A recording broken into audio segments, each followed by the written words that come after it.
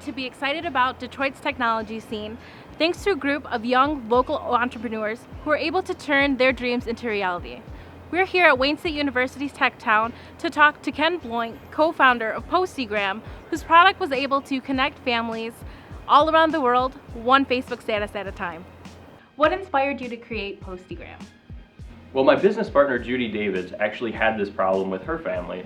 Her mother-in-law was the original kind of status updater. She was the original Facebook. Everyone would call her, and then she would update it on, everyone on what was going on. And then Facebook came around, and the family was all online and didn't really have that need anymore. And so Grandma was out of the loop, and she didn't know what was going on. So Judy would take her computer over and show her all of these status updates and photos, and of course she loved it.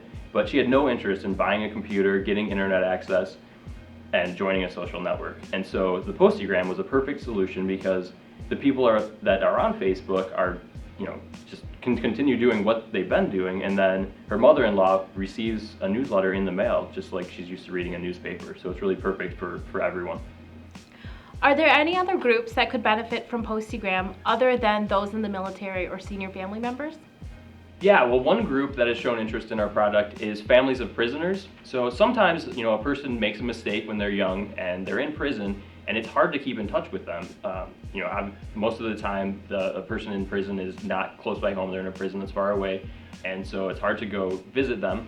And writing a letter to them every month from the same person becomes hard to do.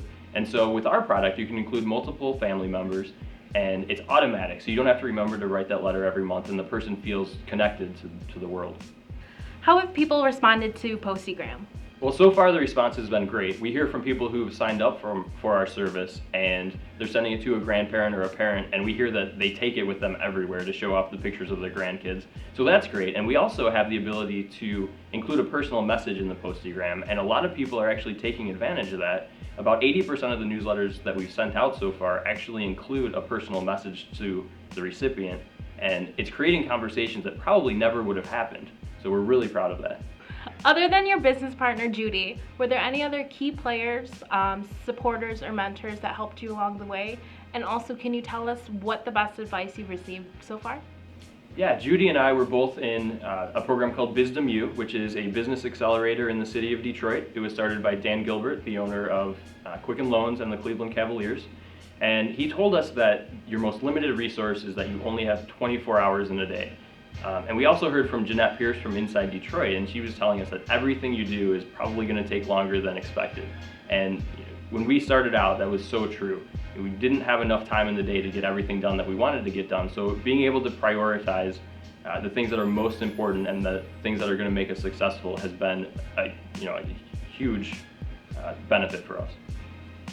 As you know, I Am Young Detroit is a blog and a movement that highlights young Detroiters who are trying to make a mark on the city of Detroit. How do you feel PostEgram makes a positive impact on Detroit? Well, one of the great things about being part of the Bizdom program is that a percentage of our profits will always flow back into the program to help start new businesses.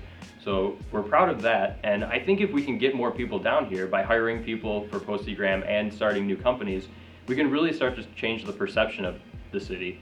I know when I first started coming down here 2 years ago, I would drive by this park and there was an abandoned building right next to it, and it looked bad to me. I was like, wow, this is a horrible area.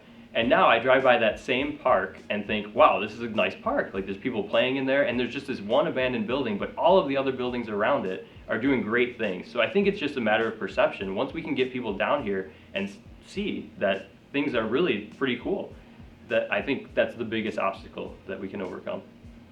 As we all try to uplift Detroit's current image, what is one bit of advice that you would give to others who are trying to start their own business or organization in hopes to turn Detroit's negative images around?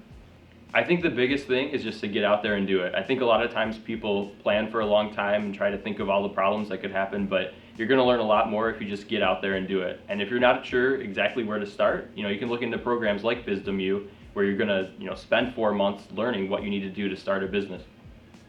How can I Am Young Detroit readers help spread the word about PostEgram? Well, first, if you know someone who would benefit from our service, you can sign them up at our website, postegram.com. Facebook is a great way to get our message out because it is a Facebook application. So if you can, post a link to this video or to our website, that'd be great. Twitter or however else you're usually sending out messages to your friends.